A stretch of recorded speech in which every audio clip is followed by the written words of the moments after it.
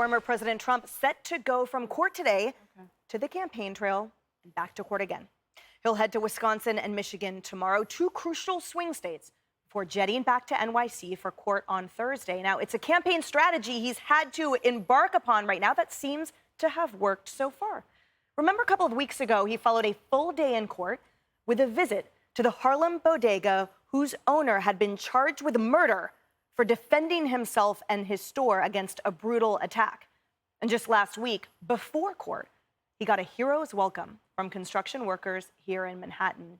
Jesse, at the end of the day, this exemplifies not only the president's seemingly indefatigable energy, but also the fact that, to that point, he has to flip-flop back and forth. He's unable to campaign, just like Joe does, because he's stuck in court here all day, every day. So this court case has given him three things: power, discipline, and a new storyline. The power, because who can ever withstand such a thing? Who's going to Wisconsin and Michigan and back to Manhattan and able to withstand this onslaught of legal attacks? He's also gotten disciplined, and that's something perhaps Donald Trump might need sometimes.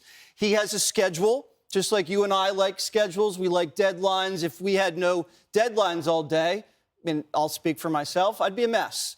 But if you have a structure in your life, this has given him structure. And even in a way, the gag order has given him a little structure, because let's be honest, when he does do these boisterous rallies that go off script sometimes he says things that maybe his advisors didn't want him to say. And then lastly, this storyline is phenomenal.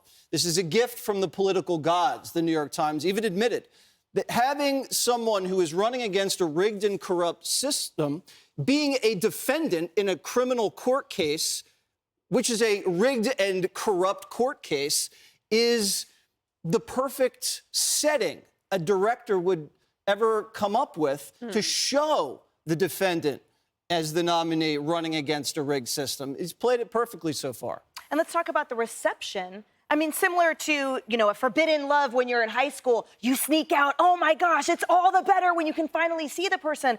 Well, when Trump finally gets out of court, the reception of the crowd is insane. It's intense. We saw it in Harlem. We saw the construction workers. We saw them saying, bring Trump back. The energy is off the charts. This is only succeeding in sort of a river that flows this eddy, and then it's a big waterfall at the end. So this is benefiting the support for Trump exponentially. He would not have turned into a mythical hero were it not for these court proceedings. Everyone from Fonnie Willis to Alvin Bragg, I think they might be on the RNC payroll, because they have been so critical to his resurgence that I don't think people would have anticipated a year or a year and a half ago. But here we are, and no matter what the president throws at us or what Karine Jean-Pierre will or will not answer about, what they're painting is this rosy picture. But what people now see, they were told that if Donald Trump were reelected, the country would go downhill, and Joe Biden was here to save us.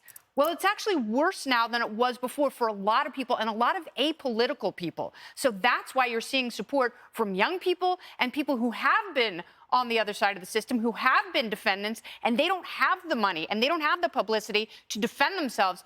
Those happen to be, I think, new voters that Trump can put in his category. So will they indeed be harnessed, Kaylee? Is this effective? And what do you see next coming from the president? I think what he's doing is very effective. The Emerson poll came out this morning in swing states, Donald Trump winning all 7. But when you go a layer deeper in the data, you find among independents in these 7 swing states, asked if there's a guilty verdict, are you more likely to vote for Trump, or will it not impact your vote? Combining those two categories, 75% Arizona, 68% Georgia, 71% Michigan, 75% North Carolina, and it goes down to the tune of 60 to 70% more likely to vote for Trump or won't impact your vote.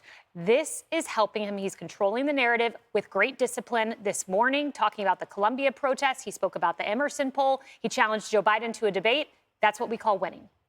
Yeah, I don't know how you, as Joe Biden, explain to a voting public why it is that your campaign schedule is not bigger at this point, that your commencement schedule is not bigger at this point. It's about what it's always been for Joe Biden, who's speaking on college campuses. We'll see if that keeps up. It's one thing to be hemmed in court, behind the ropes in court, and held back, hoping for fair justice treatment, Donald Trump.